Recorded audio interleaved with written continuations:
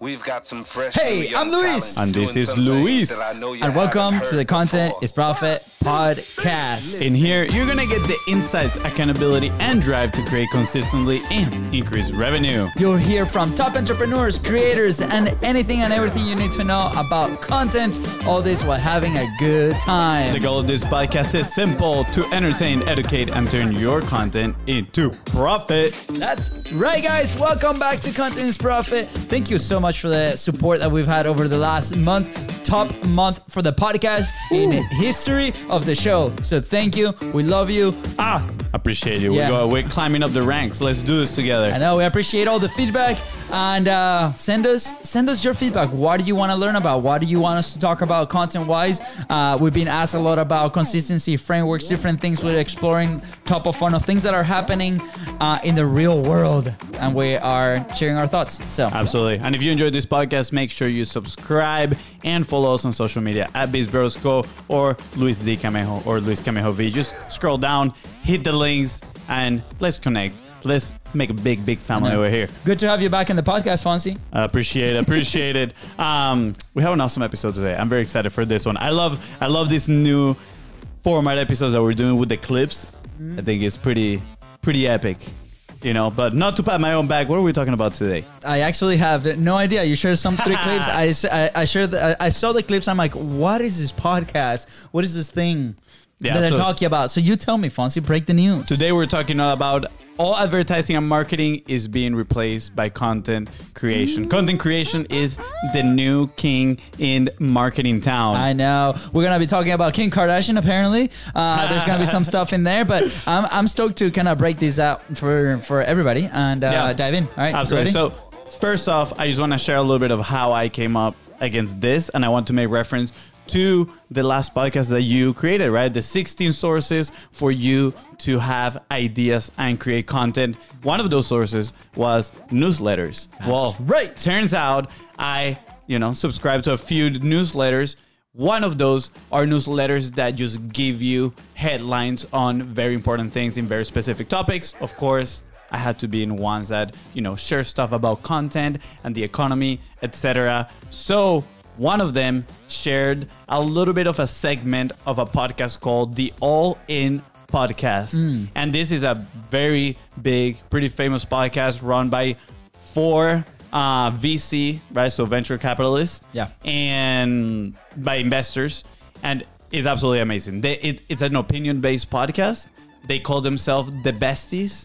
And some of these guys have made some incredible deals. I'm not going to go through all of their background. You can, check them out on your own. I'm going to leave the link at the bottom. But they share about all advertising and marketing will get replaced by content creation, right? Content creation direct to consumers through social media platforms becomes a mechanism by which people are aware of and buy goods and services, and influential business owners, like, for example, Kim Kardashian and Rihanna, are killing legacy brands. And I would add to their kind of people like Joe Rogan are killing legacy media, right? And one tweet or post from these influential business owners is more powerful than any paid promotion. So that is kind of like the little segment that came out of the newsletters.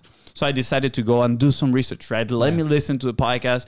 Let me listen to these people's opinions on the topic. And we extracted a few clips. We're going to play them for you. And then we're going to, share a little bit of our thoughts. They do talk from, D2C, direct to consumer, from that point of view. But honestly, everything that was said in there applies for B2B, and we're going to be talking at it from that point of view. Yeah. I love this, right? This is a long time coming. There's a lot of creators that are transitioning to creating a business just because they have that solid audience. But also take this with a grain of salt. If you are a business, right, there's different tools that you can leverage. We talk about it on the show all the time. But if you do have the resources, right, there might be some partnerships that you can do with creators like this, or you can develop your own brand in parallel to this. And, start with your own community, right? We talk about this in the read episode, but can't wait to see the clips. Are we ready? Clip 1? Before we play the clip 1, just keep in mind, you don't really need a millions of people audience to have a very profitable business. Yeah. You can actually have an audience of, 100 people, even probably 10 people, right? And depending on what you sell, what your services are, you can still be very, very profitable, right? You know, we've heard about this 1,000 true fans. That still stands. And honestly, if your lifetime value of your customer is pretty high, I would even argue that you don't need 1,000 true fans. You would need way less than that. So before we play the first clip, this started as them talking about Kim Kardashian actually launching a new private equity firm. So she pretty much created her fund, and she is going to be investing in new products. And if you guys know anything about her, she created some sort of undergarment clothing brand that is valued now at like $3 billion. Is absurd, right? It's absolutely massive. So I think she has the frameworks and the playbook, and she understands media and influencers, you know, literally the content creation game, that she can now leverage that knowledge into launching other D2C brands. So that's what these guys are talking about, and that's where their comments are coming from. I just wanted to give a little bit of context before we play this clip. Absolutely. It reminds me of the documentary we're watching, Wrexham FC, you know, Ryan Reynolds and Rob. Absolutely. Buying the football club in Wales, right? And leveraging their content, and how that has gotten a lot of sponsors, new revenue streams for the club, and leveraging this aspect in partnership with different brands to make sure that this happens. So I'm excited. We're going to have to do a breakdown of just that one day. I know. That's good. Okay. All right. Clip one. We're good? Let's do it. I have a really strong belief that in the next 30 years or so, all traditional brands are going to die. What we're seeing happening right now with the power of democratized media, like us creating a podcast, there are hundreds and now thousands of individuals who have stood up and created their own brand and their own presence because of the content that they create on Twitch, on Twitter, on YouTube, etc., on podcasting. And as a result, they become the trusted sources of influence, and it's why they're called influencers. And ultimately, these influencers are becoming the brands. They can, like Mr. Beast launched a chocolate bar, became like the #1 chocolate bar in the country. He just opened up a burger restaurant last week. 10,000 people showed up. #1, no, more than that, like 100,000 or something. It was insane. It was like the #1 burger restaurant opening, or #1 restaurant opening in history. Kylie Jenner launches a makeup brand, takes off, becomes this $1 billion brand. Kim Kardashian launches a clothing brand, becomes a $3 billion brand. These are not just brands, they're businesses. All right.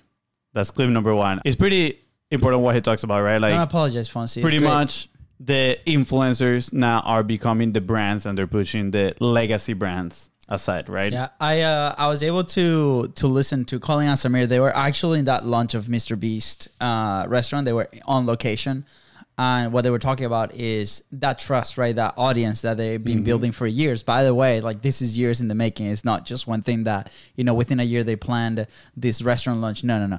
It's been many years in the making, and before that, years developing that culture, right? The people that really trust these people, right? And I think that's where, for companies, people are missing the mark, is the connection with those closest to them using those products, right? So I think that's also pretty interesting to take a look at. Yeah, so I think, you know, going back to one of our frameworks, consistency is art, right?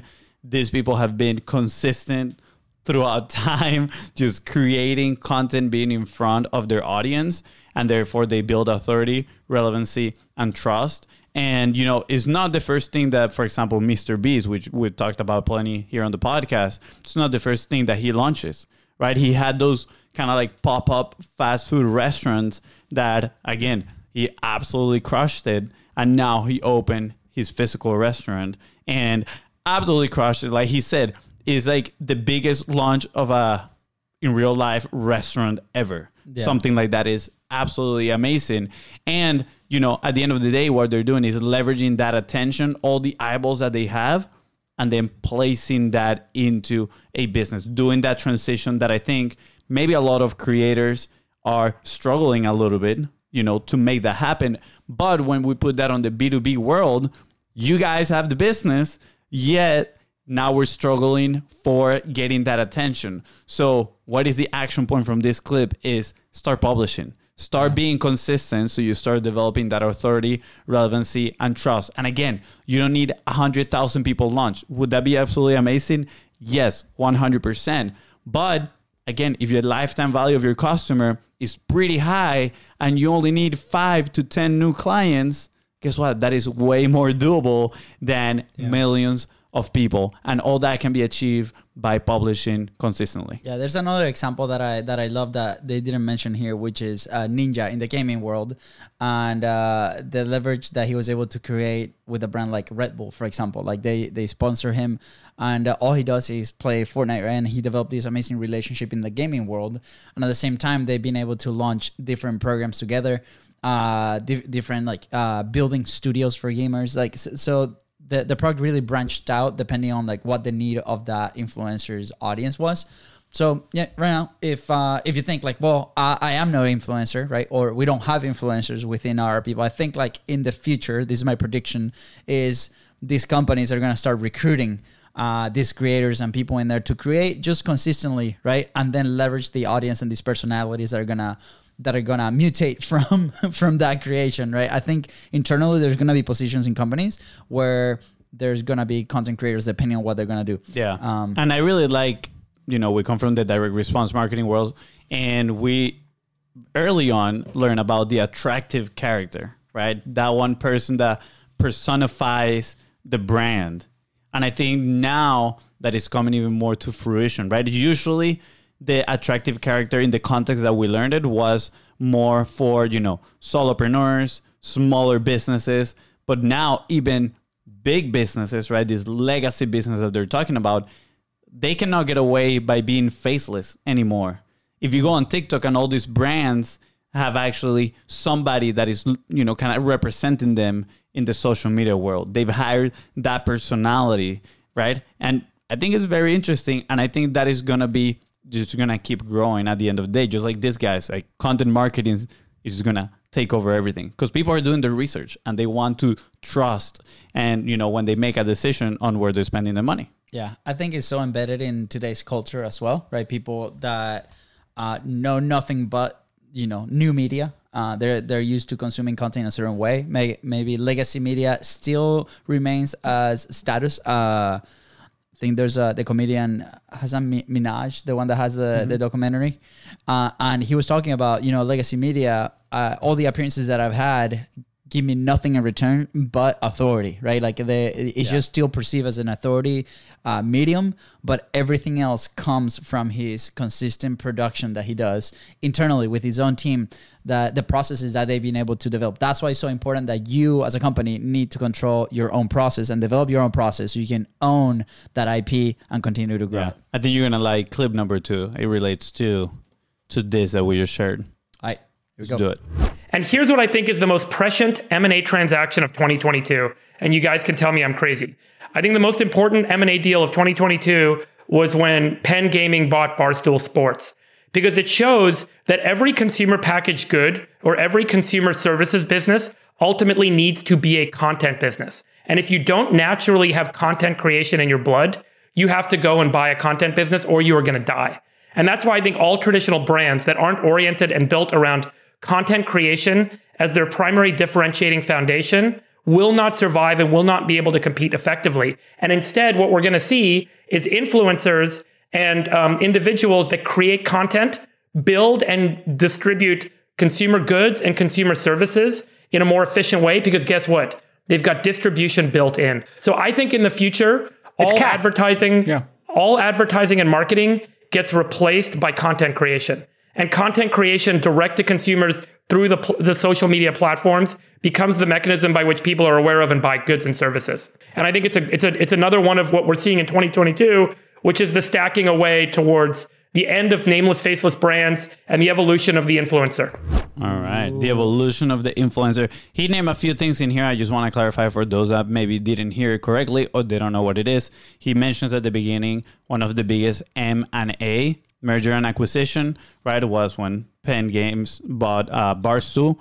And then they said it's CAC, right? And that's what they mean is customer acquisition cost, right? That all this content, what is facilitating and lowering is the customer acquisition cost, making it actually more profitable for businesses. Yeah, I mean, we have that analogy of the golf ball, right? Like when it comes to sales, right? There's an education process where you have let's say the golf hole, right? Is you make a sale, right? And there's a golf ball that's maybe 5 inches, and then there's another one that's maybe 5 feet away, right? So what content does is it pushes that ball closer to the hole when all you got to do is tap it and make that purchase, right? So these people that are consuming Barstool content, right? They're already indoctrinated. They're already trusting the brand. They're already trusting the faces that show up every single day in that content. So this massive company, acquiring them, that's what happens is that they just acquire all this amount of people that are closest to that hole to make the purchasing decision of whatever, right? They decide to serve them with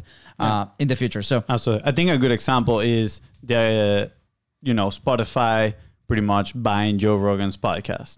Because he has a massive audience, right, of listeners, and Spotify was like, okay, well, we want to launch our product or a podcasting product here on Spotify, and we're looking to add a whole bunch of users.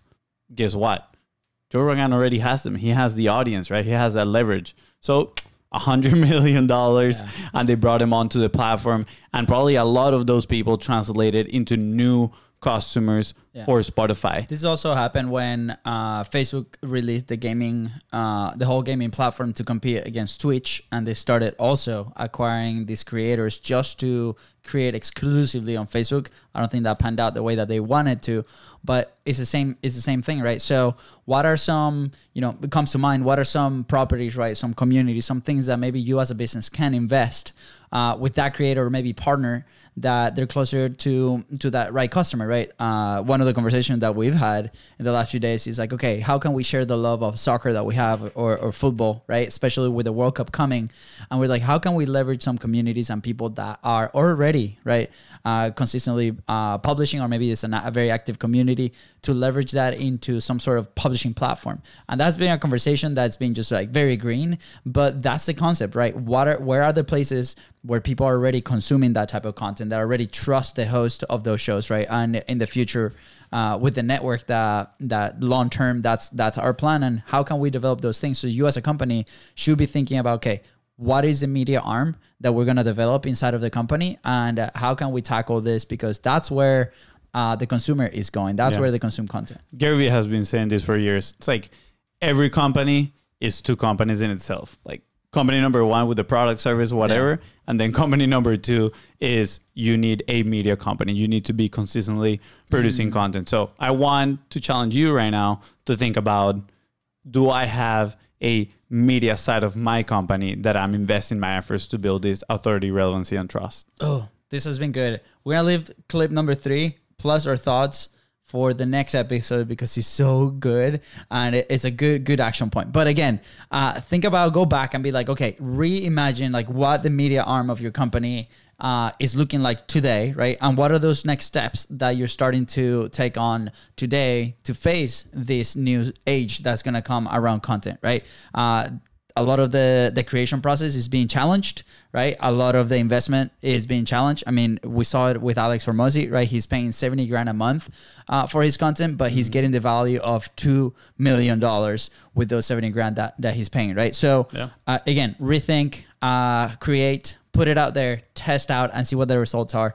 Because I think it's super important. It's a very exciting moment. Absolutely. And if you have any questions, feel free to reach out at BIZBROS on Facebook and on Instagram, or Luis D. Camejo or Luis Camejo V on Instagram. We'll be more than happy to help you out. Just scroll down, hit those links, get in contact. And if you're not subscribed yet to Contents Profit, please don't forget to subscribe and leave a 5-star review. That's right. With that said, guys, thank you so much for tuning into the Contents Profit podcast. Go ahead and follow the show in your favorite social media channels and podcasting platforms. That is right. And if today's episode helped you move one step closer towards your goal, please don't forget to smash the subscribe button and come back for part 2 of this awesome topic.